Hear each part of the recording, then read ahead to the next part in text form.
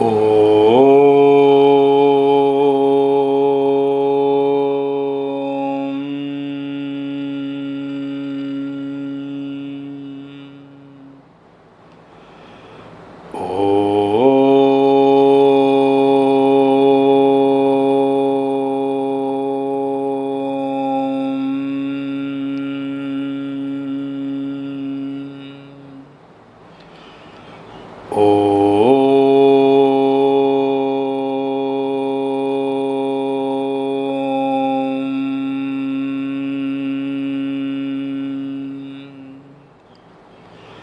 ओम श्री गणेशाय नमः।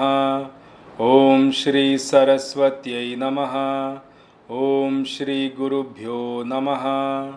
सच्चिदानन्दरूपाय विश्वोत्पत्त्यादिहेतवे तापत्रयविनाशाय श्रीकृष्णाय वयं नुमः।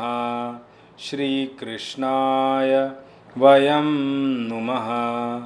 वसुदेवसुतं देवं कंसचाणूरमर्दनं देवकी परमानन्दं कृष्णं वन्दे जगद्गुरुं। कृष्णं वन्दे जगद्गुरुं। मूकं करोति वाचालं पङ्गुं लङ्घयते गिरिं यत्कृपातमहं वन्दे परमानन्दमाधवं।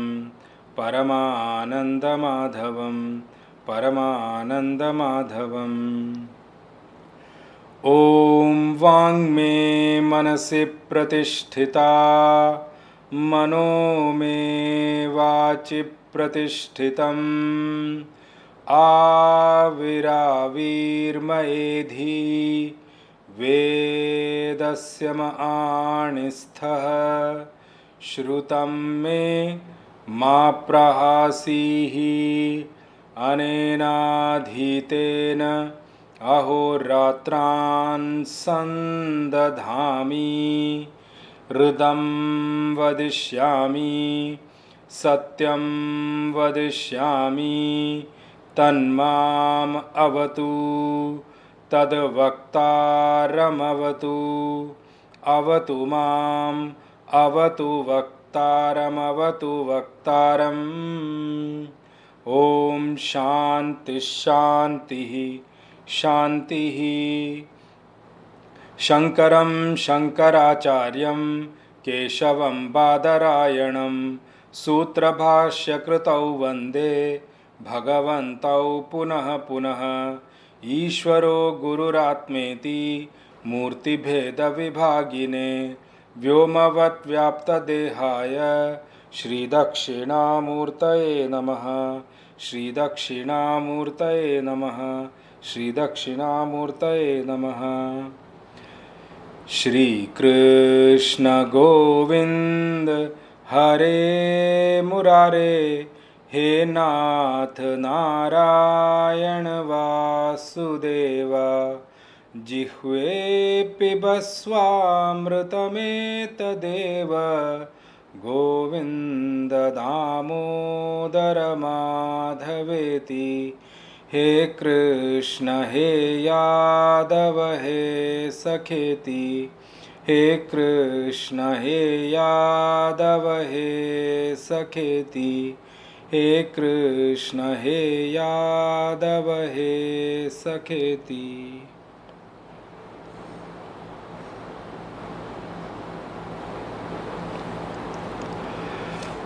So we were seeing in the last session shloka number 33 and 34. 34 is where we left. A quick summary of what we covered towards the end of the last class. We were talking about the shloka 33 when I spoke about Swadharmam kirtim cha hitva papam avapsyasi, and I tried to give a very comprehensive definition of what exactly is a sin. And so to summarize, sin is not in the action, sin is in the motive or intention behind the action. And sin are broadly classified into two types. One is which arising out of the act of commission, which we call papa, the way we call it today, which will come to us as a fruit of action, maybe in this life, maybe in next life, whatever sins we have done in the past life also, it may be coming to us as a fruit of action to us now. So that is out of the act of commission, what we end up doing, we get the fruit of that action and in this life from the previous life coming in that way. So that's on the act of commission. But one thing I want to highlight here, those fruits which come off from the act of commission, we may be able to bear them. Of course, it's not going to be easy, but definitely we can just exhaust them by bearing them in this life. But the second side of sin is that which arises out of act of omission, which I called as a name Pratyavaya dosha. And I said that act of omission of our duties. When we do not end up doing our duty, we inherit a sin called Pratyavaya dosh. That is what Bhagavan is referring here as Papam Avapsyasi, because there is no action which Arjuna is actually planning to give up the action here. He is not planning to do any action. So it has to be referring to the one which is coming out of act of omission that way. So here the thing we need to remember is that the sin arising out of act of omission, which I called Pratyavaya dosha, they are more difficult to bear, because I mentioned in the last class also, they come as roadblocks or blocks to our spiritual progress.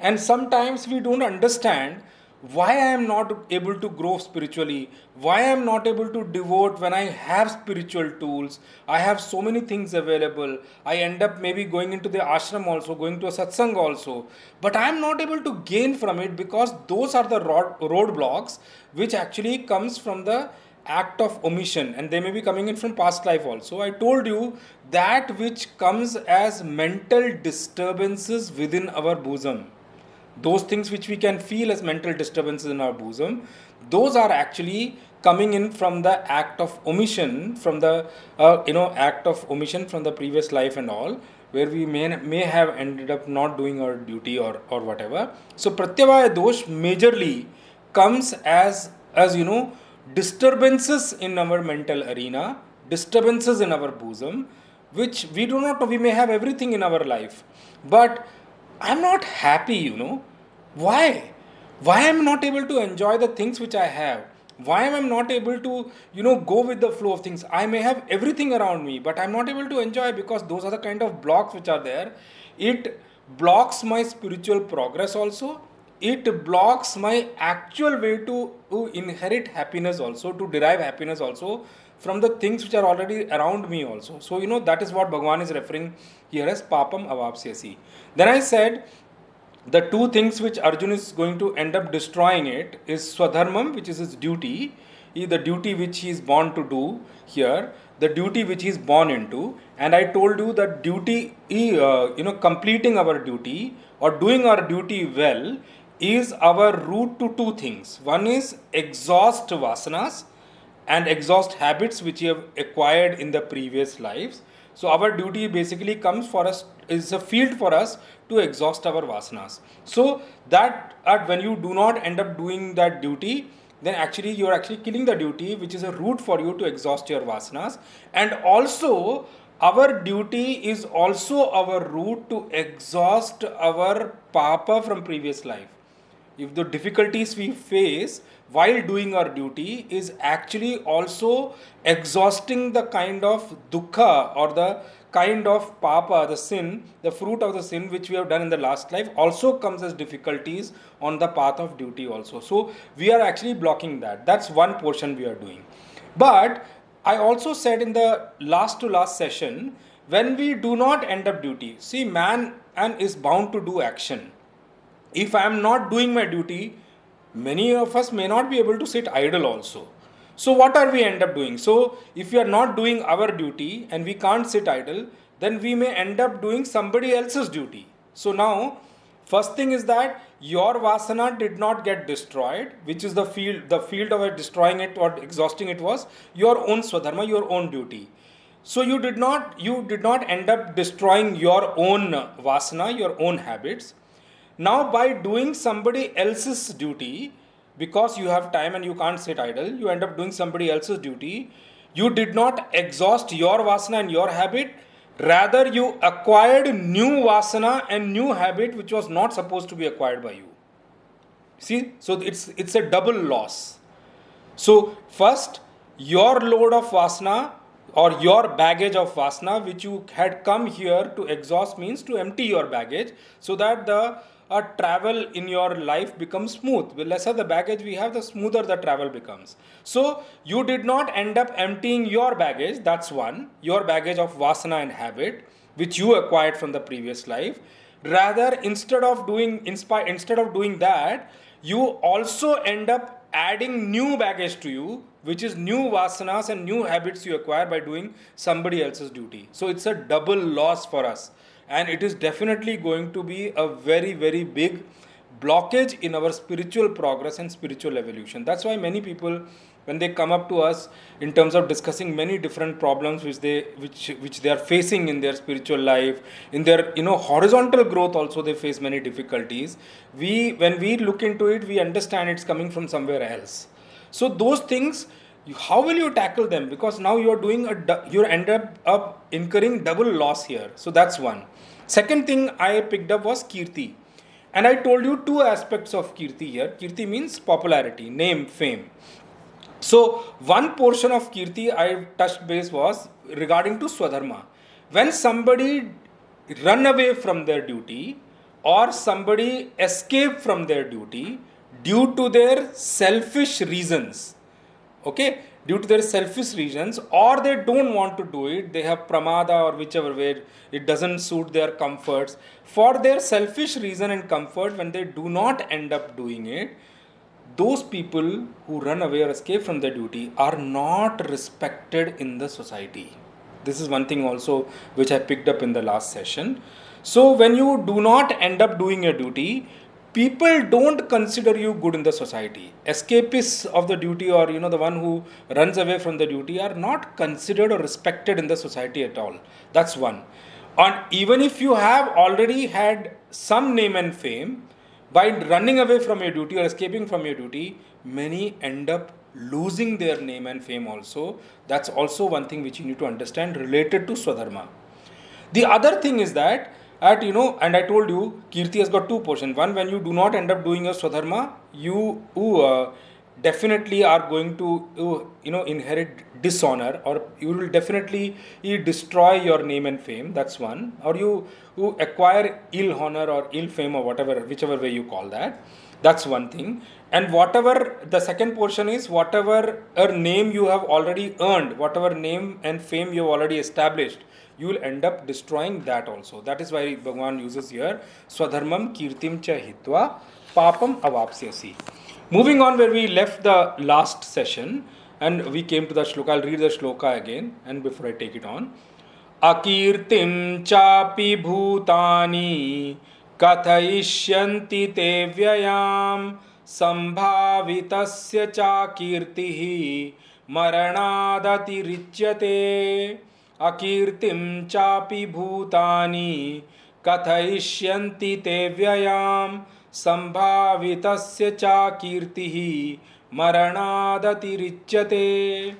This is the 34th shloka or 34th verse of Bhagavad Gita Chapter 2, where we left the last session.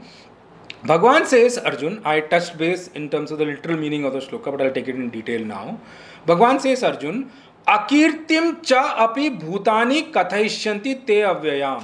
And your ill fame or the destruction of your name and fame is not going to be temporary. Chapi bhutani kathayishyanti. People in the generations to come are going to talk about it. Not only the people around you, Arjun, you are not going to end up destroying your name and fame for this particular time period where you are in. Your name and fame will be destroyed for the times to come also, in the future also. Because I told you in the last session, Arjun is a very, very popular character in Mahabharata. He's a very popular person, and his name is well established in different lokas. Not only on earth, but on heaven. In the heaven also, he fought battles. There's even Indra, the king of heaven, recognizes Arjun's valorousness. He recognizes Arjun's caliber. He recognizes Arjun as a great warrior of his time. His name is well deserved. He's fought so many things, and the way he has lived his life also, he was a very, very clean personality also that way. So Bhagwan says, Arjun, your name and fame is going to be destroyed forever, for the future also forever, and you are not such a name who are only here. Your name is going to go further, because Mahabharata is not something which happened in Dwapar and finished and got done and dusted in Dwapar only. We are reading Mahabharata sitting in Kali Yuga so many thousands of years later. Mahabharata will be there till the time this creation is there. People in the coming generations will also read. And when we read Mahabharata now, we know very well about the character of Arjuna. We know very well how Arjuna was and what a kind of courageous person he was. What a master of a archer he was. What a master of a warrior he was. What a kind of a fighter he was. His name was well established. And I told you in the last session also, crowd doesn't create history. History is always created by those people whose contribution in the society, whose contribution in the generation, whose contribution in the period of time where that person lives is much, much wide and expands. When it touches, their contribution touches the mankind. When their contribution touches people across borders, across countries, across period of time, those people are the one who really create history. So now Mahabharata, whatever big war it was, there are many facets of Mahabharata to read through when you read the Mahabharata as a grantha, as a history, as a itihasa. But Arjun's name is very prominent in Mahabharata. There were many characters in Mahabharata, by the way. His name is there. But Arjun's name from Mahabharata stands out separately, completely, because of what he contributed to the thing. One thing we need to remember, there are many kinds of lives people live. There are some people who are very limited to their own ego and their own selfish desires. They are not so much known in the society at all, because they are living for only themselves and their own immediate family and their own people around them. But there are very few who go beyond their family, beyond themselves, and contribute for a larger kind of audience, larger kind of population. Those people, their name starts getting established. And when you get into the habit of working selflessly, please remember, the name automatically starts getting established. From the last shloka, when Bhagwan said, Arjun, if you do not end up doing your duty, you are going to destroy your kirti, because the person who do not do their duty, they are not well respected in the society. Their name starts already going down. People stop trusting them for their words. People start thinking they are very casual people. People start thinking that they cannot be trusted for their words. They cannot be entrusted with something which they want them to do. But the other side also we should know, when a person, the other side also we should know very well, as we go through Bhagavad Gita, that when a person does not do his duty, his name and fame is destroyed.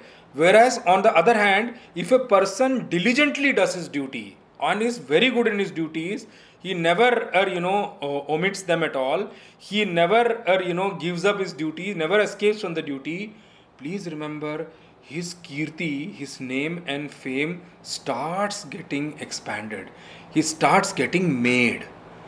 His fame starts getting established in the society. So there are two sides. The person who does not do his duty, he ends up destroying his name and fame. Whereas a person who does his duty also establishes his name and fame also. People start looking up to that person. They start respecting that person. So, with duty, name and fame also comes. it comes if we end up doing our duty, it goes if we end up running away from our duty. So Bhagavan says, Arjun, your akirti or the name and fame which you are going to lose, which Bhagavan said in the last shloka, is not going to be for this period of time. It's going to be for a long, long period of time. And people in the future, Bhutani, generations to come are going to talk about it. Avyayam. And they are going to talk about it endlessly. Avyayam means endlessly here. And how is Arjun's kirti here? How is Arjun's name and fame here? For Arjun, Bhagwan used one word here. Sambhavitasya. Sambhavitasya means the one whose name is very well established. The one whose name and fame is established because he deserved to be like that. His contribution is like that. Arjun, you are not an ordinary person. You are not one in the crowd who people don't know. When people start recognizing someone for their work and for their effort, for their contribution, please remember, whatever that person does starts getting noticed. Now, if what he does gets noticed, then the other side of it you also need to know that if he does not end up doing his duty also, he will get noticed. So his name and fame's destruction is very fast, much faster than other people. Because he's very well known in the society. Everybody is looking up to him.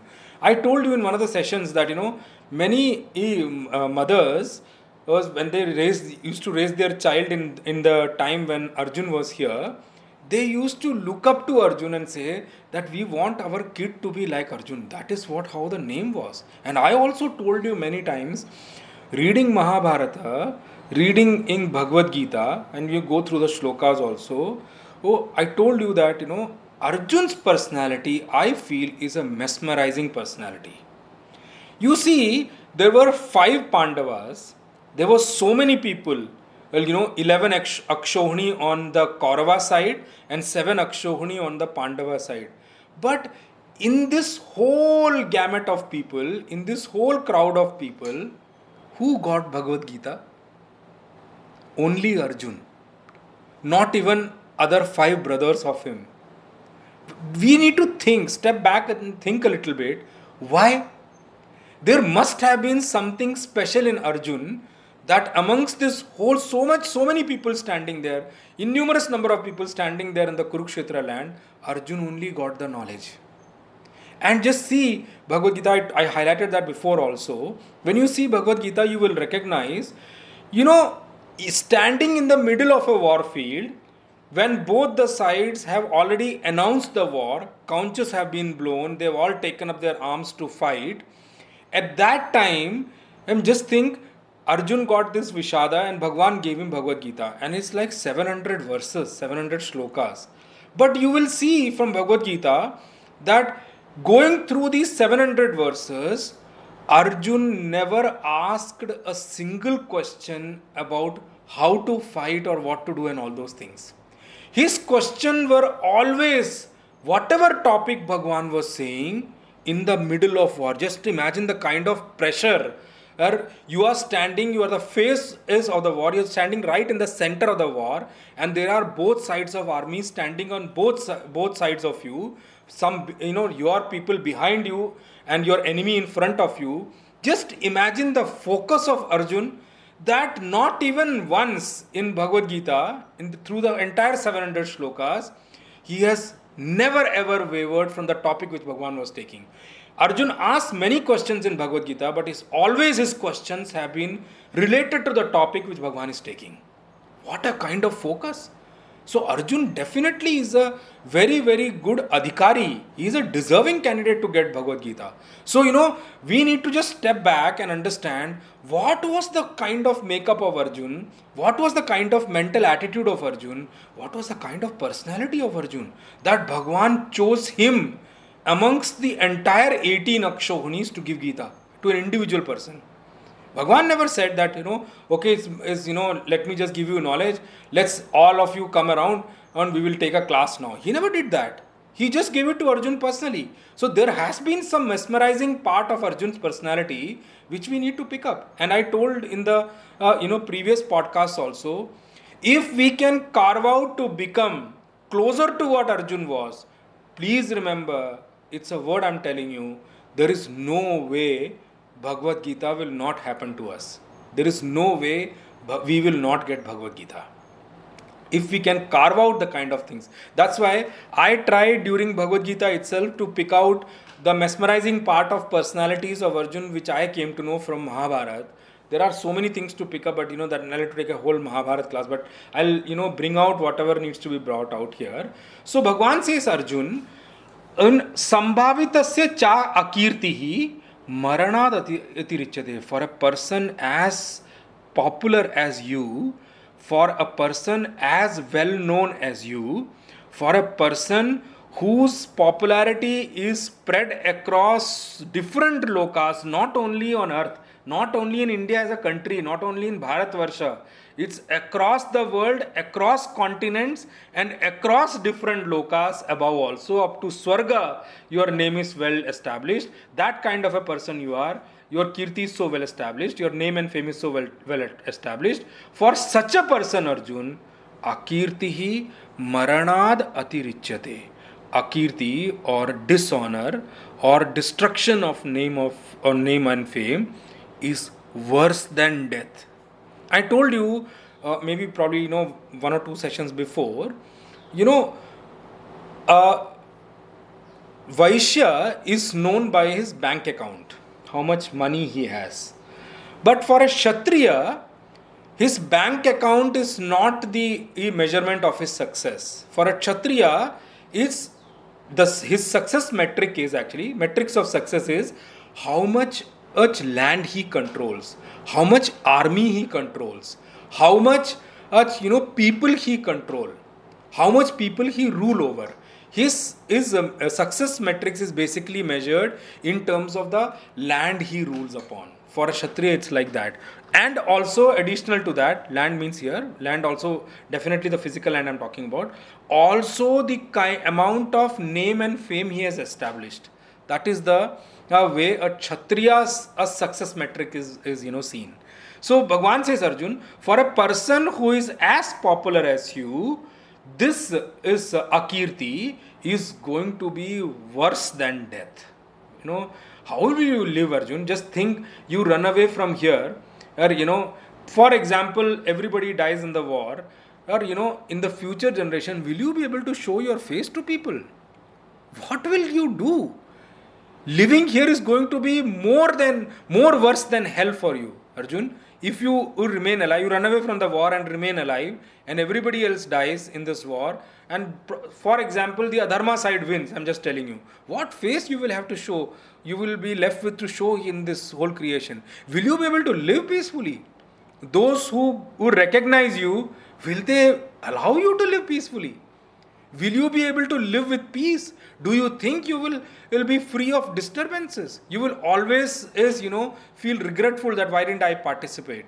What happened to me that day? You will always start saying that for yourself. So Arjun, for such a person, please, as well established fame as yours, for such a person, akirti or dishonor or destruction of name and fame is worse than death.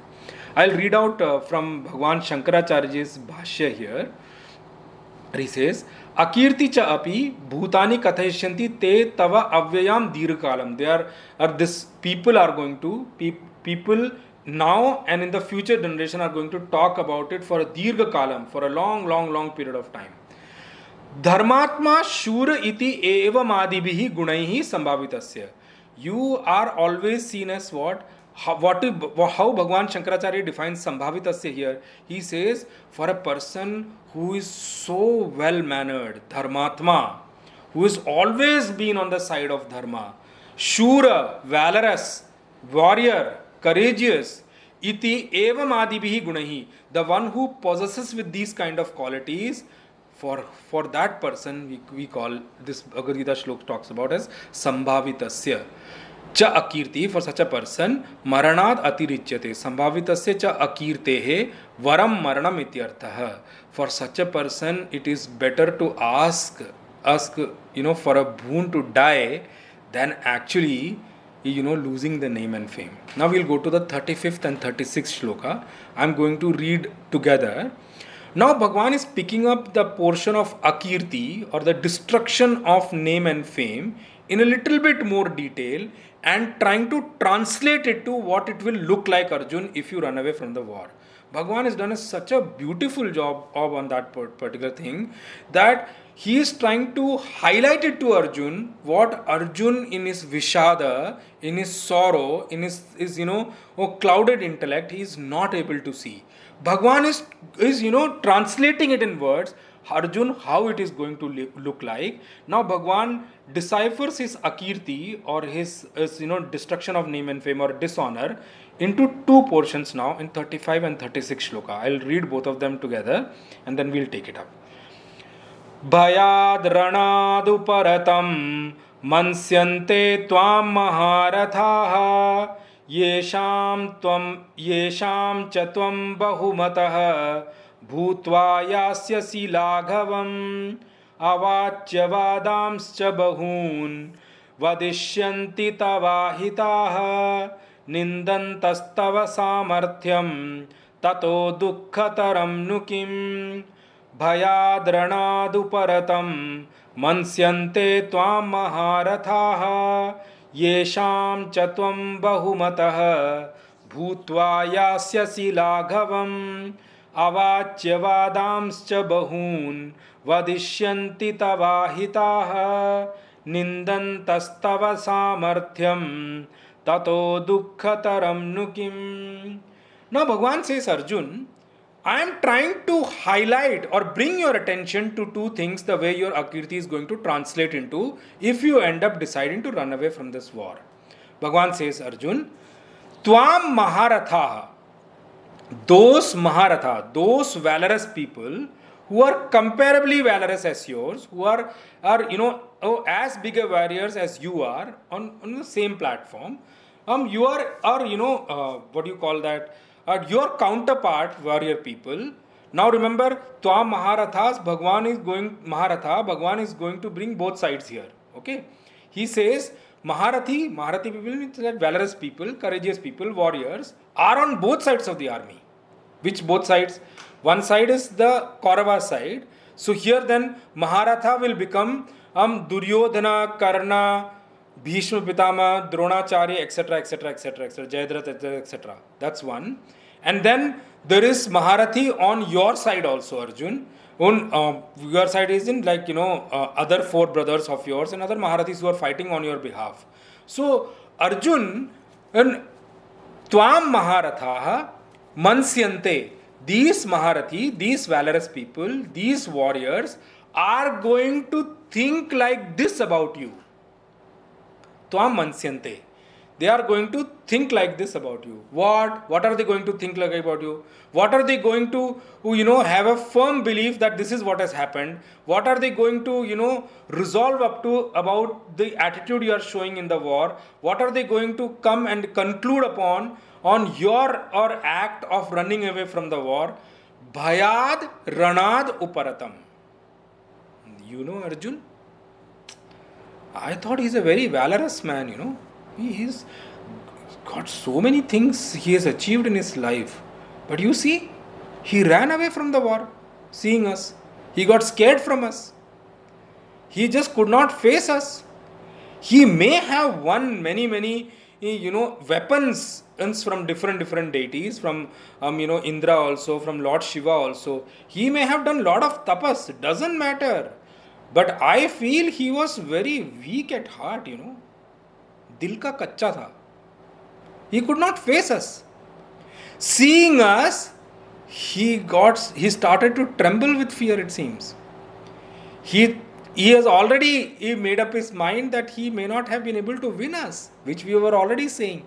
And I told you in the last session, when Duryodhana brought it out, saying that they are all Kshatriyas. Why are they begging from us? Why can't they just fight and get it? And I told you what was that point I brought out. He was talking from his overconfidence that, with these, warriors with me, these Maharathis with me, these, such kind of courageous people with me, like Bhishma Pitama, Karna, Dronacharya, Kripacharya and all, I am sure Pandavas will never be able to, win this battle from us. On that basis, he was telling Bhagwan, why can't they fight with us? They're all Kshatriyas. So, that thing which Duryodhana was saying, that overconfidence which Duryodhana had at that time, it will become true here. He will say that, I told you already. I knew it that they can't fight us. I already told you all that, when he prepared all the kings to fight on his behalf, that's the same thing he told the kings also. Don't worry, our army is big. We are 100 brothers ourselves. We are all valorous. I have Karna with me. Bhishma Pitama is with me. They are all like undisputed champions. This is the word I'll use there. They are undisputed. They have never lost any battle. Well, they have never failed in their life. They are all so valorous that there nobody equal to them.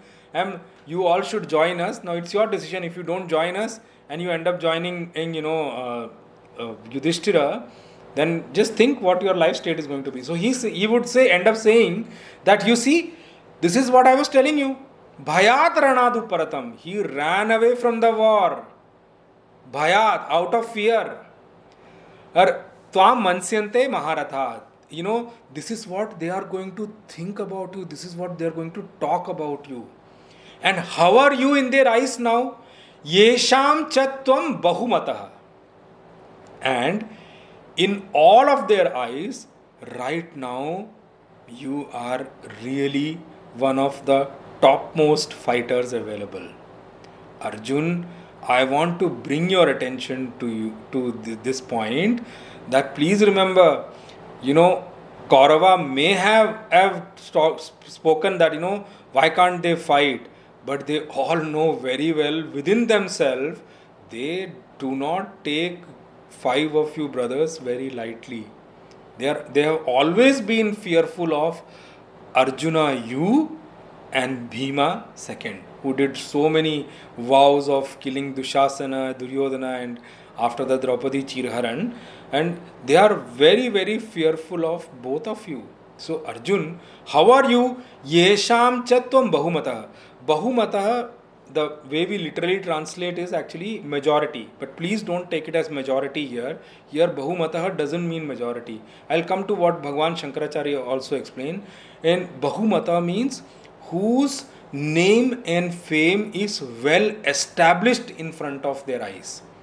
Whose name and fame is not only heard, they have seen the valorousness of Arjun. They have seen how great a warrior Arjun is. They have their own experience about the thing about Arjun, the name of Arjun. They have experience about what kind of a fighter Arjun is. They know it very well. It's not that they read it in some book or they heard it from someone. It's not like that. Yesham cha tum bahumataha. They all know you are not a light person, Arjun. They all know your name and fame is well established. And they all agree to it. It's not that, they are taking it lightly or they don't want to agree to it. They know it very well. I told you in the Virat Parv, at the end of their Agyatwas, when they took away the cattle of Virat kingdom, Arjun went alone. Arjun went alone on with the Virat's son of that king, and he went alone on and he fought the battle. That prince was actually wanting to run away, seeing all these people standing. He said, no, I can't fight. He said, don't worry. Arjun told him, don't worry. You manage the Ratha, the chariot. I will fight with them. And Arjun alone with one arrow, he made all of them unconscious, took away those cattle and came back to the Virat kingdom. That is when it was the last day of Agyatwas of them. And since this happened after the sunset and then Agyatwas is over, but they, Kauravas always debated that no, we recognize them before their Agyatwas ended and all before the time when they had to be, in complete solace or silence and, completely hidden from everyone. Their identity should be completely hidden from everyone.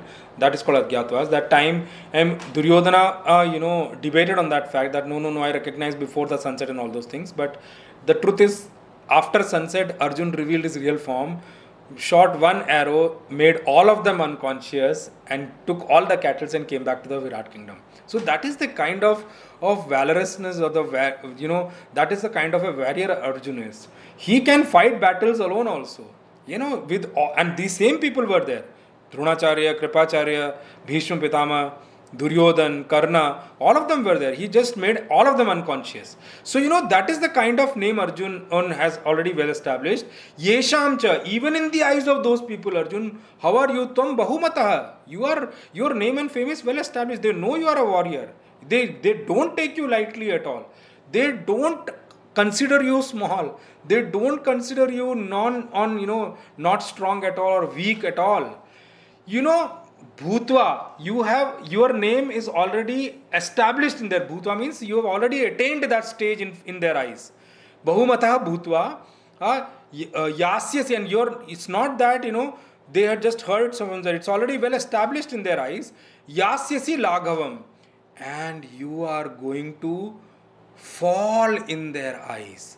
Laghav means laghuta ko prapt karna. Laghuta ko prapt karna matlab you will become small in their eyes. You will attain the size of a very small person in their eyes, a normal person in their eyes. You will lose the status or stature of a warrior in their eyes, and you will be just like any other ordinary man. Yasyasi Lagava means you are going to attain that, lose your name completely.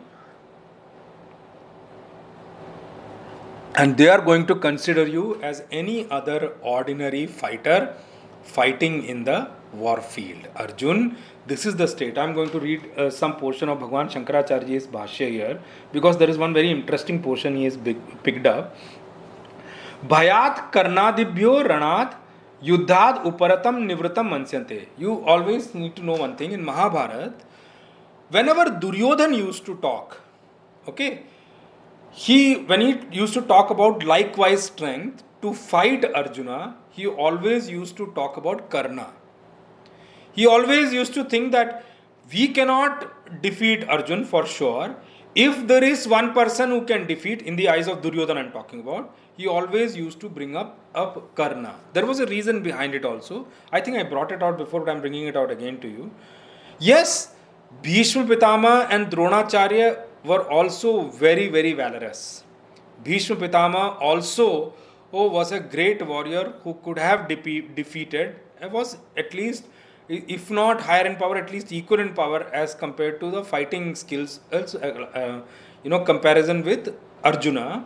But the thing we need to bring out is that Duryodhan always had this doubt that Bhishma Pitama has got a soft corner for Arjuna. So he always used to think that even if a fight erupts or fight is organized, I don't think Bhishma Pitama will ever fight in his full honesty. He will not fight in his full caliber. He will not fight in his full valorousness. He will not fight in the way he is actually capable of fighting. The same he used to think for Dronacharya also. Dronacharya was, of course, the teacher of both Kauravas and Pandavas. That's one. Second thing, Duryodhan always knew from the childhood, he always had pointed out at a couple of places also, that Dronacharya always had a special flair for Arjun. And Arjun happens to be one of the best students of Dronacharya. And Dronacharya always recognized it. And he always used to bring out many times when Duryodhana challenged it also, Dronacharya proved in a test that, yes, why Arjun is like this and why I like Arjun. For a teacher, you need to remember this thing. Which student becomes the, it starts us making his place well established in the eye of a teacher. That student who listens to the teacher well, who picks up what is being taught and spends time to understand it and internalize it. Arjun was like that. Arjun used to train in the night also for the Shabdabedi Bahan. I told you, Shabdabedi arrow, that which can pierce through sound without even looking at it. In the dark you can shoot at the hearing a sound itself. Arjun practiced whole night, and that's why his name also became Gudakesh. I've already explained it before. So, Arjun, for such a person, you are going to become Laghavam. You are going to fall in their eyes. one thing I'll bring up here, talking about Arjun and his Kirti and Bahumata, I'll explain you here also why he used the word Bahumata here. Now, Arjun's name is such that, anybody can know from the act of Arjun that, he's Arjun only, nobody else can do it. I'll give you two examples here. When Karna and Arjun were fighting in the Mahabharata war, Karna used to shoot an arrow and break the strings of the bow of Arjun. But the reason I'm highlighting is that I'm telling you how Arjun was. When he used to break the string of Arjun, then he can shoot another bow and another arrow and actually shot at Arjun to actually hurt him or kill him. But before Karna could take up another arrow and used to aim at Arjun, by that time Arjun has tied a new string to his bow and has already aimed with the arrow towards Karna. So, Karna also used to say, this is Arjun. Nobody else can do it. Just think, if somebody shot an arrow and broke the string of the bow, before that person can take an arrow and aim at Arjun to shoot at him, Arjun has already tied the string of the bow with a new string and has already taken an arrow and is aiming at the other side, just at the opponent. So that used to be the caliber of Arjun. And Karna also used to recognize this. Arjun is Arjun, and this only Arjun can do. I'll bring another episode to tell you about this Bahumata and why Arjun's popularity was well known. In the midst of a running war, in the midst of a busy moment in the war, in the middle of the war field, in the middle of the day, middle of the war, Bhagwan, maybe to bring out what is the special characteristic of Arjun and how valorous Arjun is, what a warrior Arjun is, probably Bhagwan must have taken it to bring out Arjun's valorousness and Arjun's courageousness to the public. That's why Bhagwan did this Leela. In the middle of the war, middle of the day, right in the middle of the field, when this busy war is going on both sides, Bhagwan tells Arjun, Arjun, your horses are tired and they are hurt also. So, we need to make arrangement to give them water and food and also put some, ointment and all, or give them some treatment from their wound so that, they can be ready to fight back for the rest of the day. Now, it's the middle of the war, middle of the day, and there's a heavy war going on both sides. It is said in Mahabharata that Arjun created, 4 walls around the whole chariot. With walls with what? With arrow. Arjun created like a fortress in the middle of a walled field with arrow. And around the whole chariot, and the chariot was within that fortress of arrow, and Arjun stood at the side. He shot one arrow and water came out to quench the thirst of the horses. Bhagwan put the medicine in for the wound of the horses to treat them, and the horses rested for some time. And imagine, this whole war is going on all the sides. Nobody could do anything. Nobody could even pierce through Arjun also. They could not hurt Arjun also. They could do nothing to the chariot also. And the war continued on all the sides, and Arjun protected it by this fortress of bow. He created it for them. That is the kind of valorous warrior Arjun was. That's the second thing I want to bring out.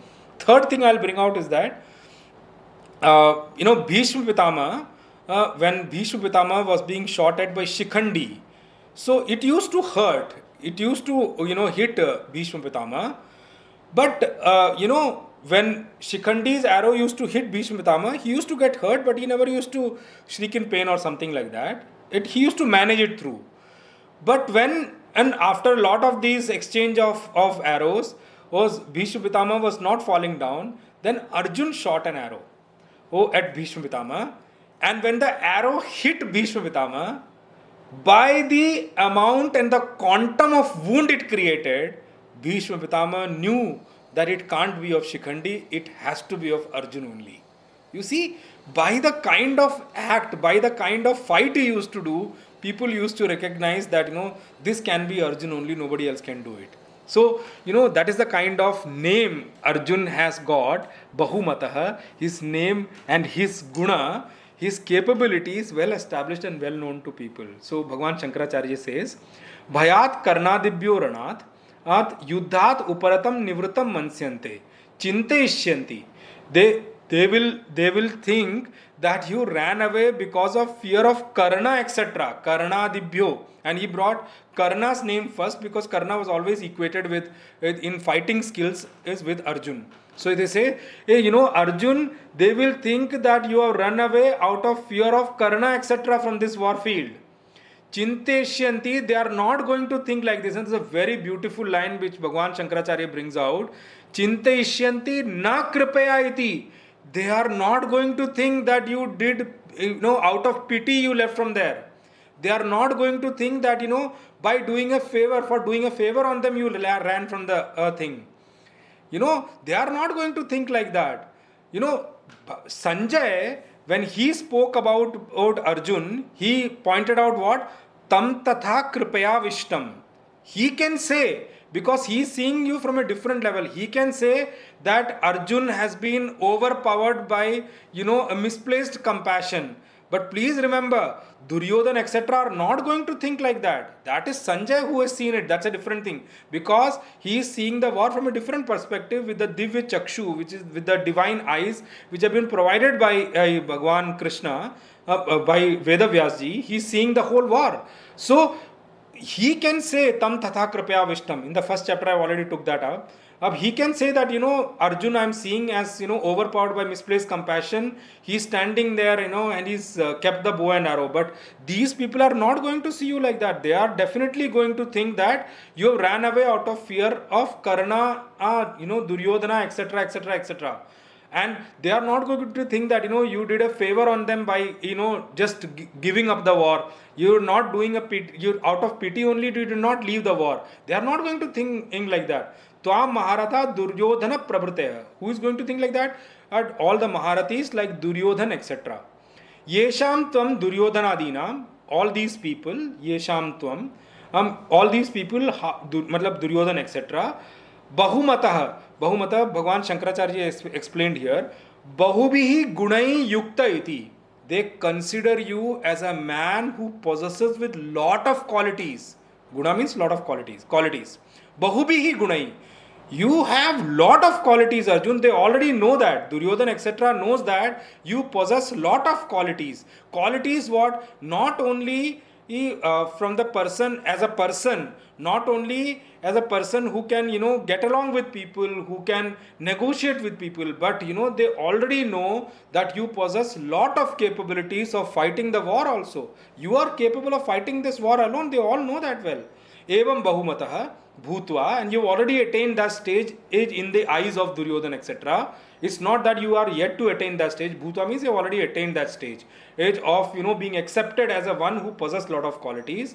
Punaha, now, you are going to attain what? Yasyasi Laghavam, Lagu Bhavam. You are going to fall in their eyes. You are going to become small in their eyes. This is at the level of Maharathis, who are likewise people who are fighting the war or along with Arjuna, who are like warriors as equated with Arjuna, like Duryodhana, Karna, Bhishma, etc. Now Bhagwan in the next shloka, 36, which I already read, is going to talk about those people who, I will use the word, my Puja Guruji Swami Subodhananji used to use that, so-called new recruits. These are people who are established warriors. They are already warriors equated with you. They are warriors, if may not be equal to you, may not be higher than you, but definitely almost equal to you. They are equally in power with you. They are equally in force, equally in fame also with you almost. They are equally in power, power of ruling also with you, as compared to you. I am not talking about them. Now let me come to the next portion. He says, those people who are so-called new recruits in the army, those people who are so-called new people in the army, those people who are standing army and other are people who are participating in the war, or those people who are taking part in the whole war, those people, common people in the war, those common and army people in the war, They are going, and he uses the word, now their Maharathis on both sides, we spoke about. Here he says, they are also going to talk about you, Arjun. It's not that only Duryodhana, etc. are going to talk about you. Now these people, how, and what they are going to talk about, Bhagavan uses one very beautiful word. Avachya vadansh, vadamscha. Avachya vadamscha. He says, Arjun, they are going to talk so many things which I don't think I can tell you from my mouth. I cannot speak that up. What they are going to talk about you. Avachya. I don't think I have enough words to talk that. I can't talk what they are going. I can't tell you in words what they are going to talk about. Vadamscha. What they are going to talk. Avachya. It's not possible for me to tell you. And what? Bahoon. They are going to talk about many different things. Here to Bhayad Ranad Upartam I spoke, na? They are going to talk about many different things. Vadishyanti. And who are these people I am talking about? Tava ahitaha. Those people who are standing in the common army in the enemy side. Ahitaha means on the enemy side. Those people, hitaha means on your side. Ahita means on your opposite side. They say that. Tava ahitaha. Those people who are standing in the opposite side army, those people who I will not call Maharatha, I am not talking about Duryodhana, etc. Those common people who are in the war, those people who are in the common army, who are standing to fight at level, those new recruits in the army, they are going to talk Bahoon Vadishyanti. They are going to talk many things. And how are those many things? Arjun, I don't think I can translate them into words. I don't think I will be able to tell you what they are going to talk about. And what are they going to end up do? Tava samarthyam nindantaha. They are going to insult your capability. They are going to inflict insult on the capability which you have. Arjun, they are going to talk many bad things about your capability. Arjun, his bow and arrow is only for show. I don't think he is a fighter at all. And since they are like common army, I have never seen him fighting. I do not know how his name only got established. Maybe he may have recommendation to, from people to talk about his name and, give him fame and popularity. In these days, we can talk about that by somebody's recommendations also, you can get position, you can get at name and fame also. So probably maybe Arjun is one of them. He's from a royal family. Bhishma Pitama has been instrumental in helping him grow up also. He's trained them. Dronacharya has trained them also. But I think only because he's from a royal family and part of that royal family, maybe they may have as a discount given him some name and fame. I don't think he's a fighter at all, Nindantaha tava samarthyam. They are going to inflict insult on your capability, Arjun. So, on this point, I will say one thing. Pujya Gurudev, Swami Chinmayananji, asked his guru, our Paramaguru, Swami Tapovanji, Avachya Vadans, she said it very clearly, Bhagwan here, what is going to be the thing which they are going to talk about? So his Gurudev, just Swami Tapovanji, our Paramaguru, told him that Avachya Vadans means it cannot be, shared with you all. I can't say in words at all. So Gurudev said, I little bit pestered and asked him, still, what is that it could be? So Gurudev very jokingly used to say that my Paramaguru told, it will be like, the person standing in front of, the Sipahi standing in front of Arjun, he must be talking like this, as Arjun, it's a sheer bad luck that in the war, I appeared in front of him. It's a sheer bad luck. And what? He, may have bow, arrow, I heard he has Gandhi and many other things also. But the moment I looked into his eyes straight, he started trembling, and he left the war and ran away. So just imagine, Just it's a sheer bad luck that I only faced him in the beginning of the war itself, and by looking into my eyes itself, he just decided to leave the war and go. These are the kind of things they will talk about at the back. Arjun, is there anything more required? Do you want me to tell anything further? So he says, Tato dukkha taramnu kim. Do you want to hear more? Is there anything more you want me to say? Tato dukkataram kim means actually there is nothing which is more sorrowful than this, Arjun. There is nothing more insulting than this. There is dukkataram means there is nothing which is more deeply sorrowful than this, Arjun. There is nothing which is going to inflict more sorrow than this. Is there anything like more sorrowful than this? Tato dukkataram kim. Is there anything? Is there anything more you want to hear? Is there anything more or sorrowful than this, Arjun? Is there anything you feel that, which can be more sorrowful than this? Arjun, this is what I wanted to say, that, just think from both the perspective. In 35th and 36th shloka, Bhagavan says, these things, Arjun, think from the perspective, what is going to happen to your name and fame? So 3 things he picked up. Swadharmam hitva, kirtim hitva, and then kirti's one form is by not doing the duty, you will end up losing your name and fame. And also your established kirti, and that Bhagavan spoke about in whatever your name which is established is in the world, name and fame, that he spoke about to give details in how it's going to get destroyed in 34th, 35th and 36th shloka. He spoke about the kind of destruction is going to happen, that akirti is worse than death for a person whose name and fame is well established. He brought to that platform Arjun's thought process first. Then he says how people are going to perceive the people who are likewise than him, the people who are opposite him, equal in power as him, like Duryodhana, Karna, etc., how they are going to think about. Then he also stepped down to one more level, what common people in the army, those people who are new recruits, the way we call it, those people who are fighters in the army, who have not fought many battles with Arjuna at all, those people who are new to this this war at least, who are new to Arjun, how they are going to talk about, or that Bhagavan brought up in 36 shloka. Bhagavan and Shankaracharya in his Bhashya says, Avachya Avaktavyavan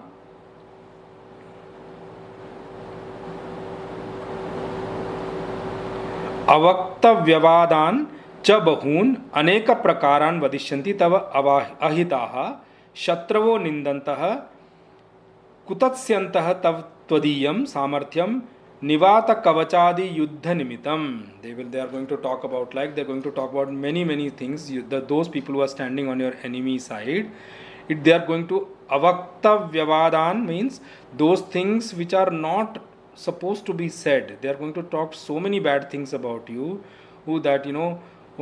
whatever are valorous, whatever valorousness you have shown here, they are going to put them down. They are going to insult your caliber, and they are going to, insulting your caliber, talk many things which are not ought to be said.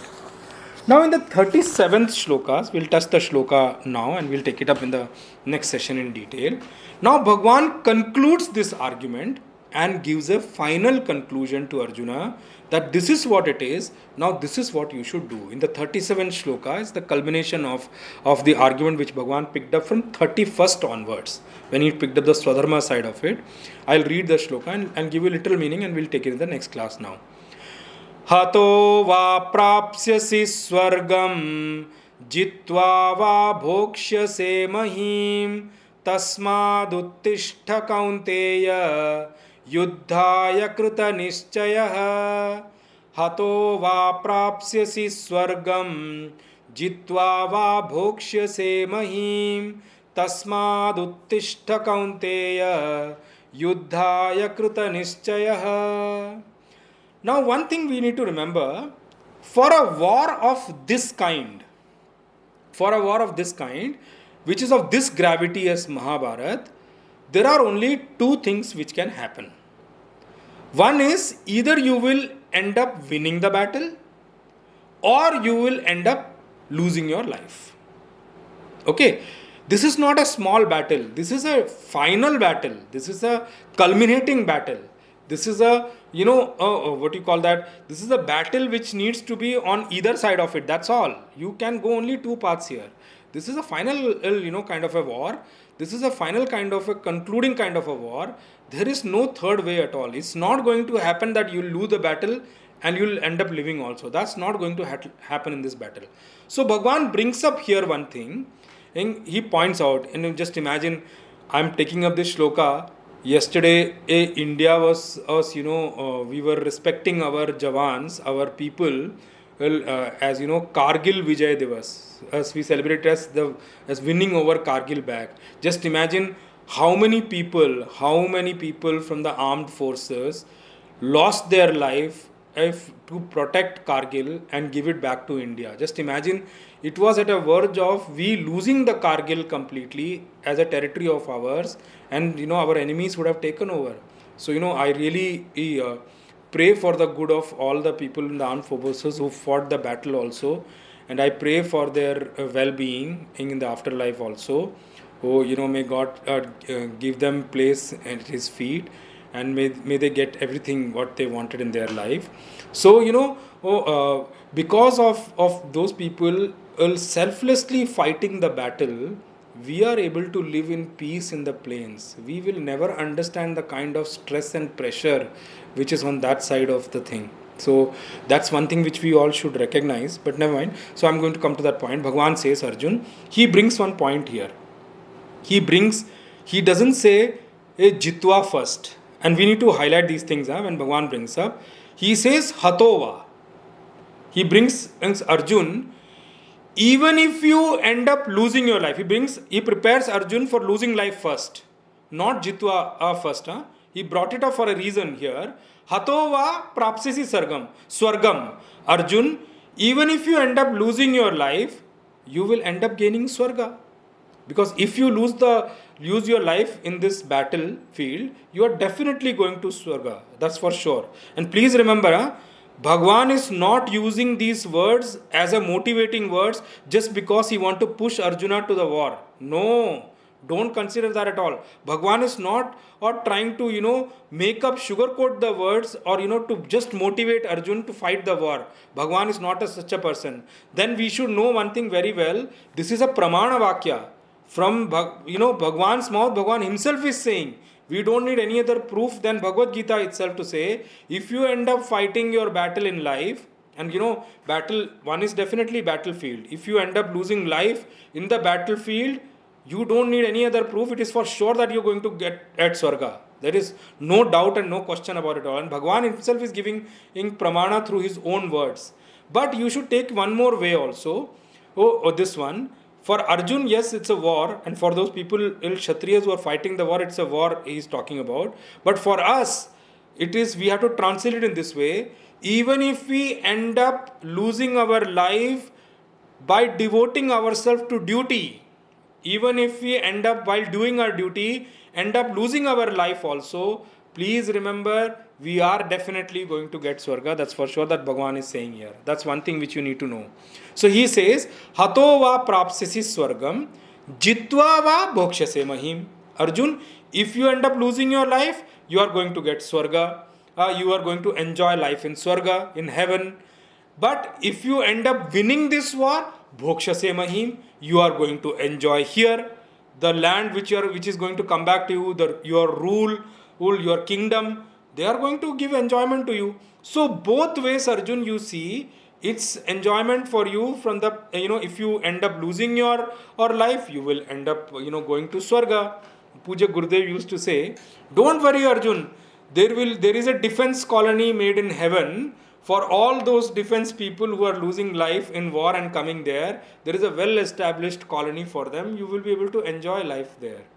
So, that's how Puja Gurudev used to say. So he says, Hatova prapsesi swargam. Bhagwan says, Arjun, even if you end up losing your life, you are definitely going to gain Swarga, heaven.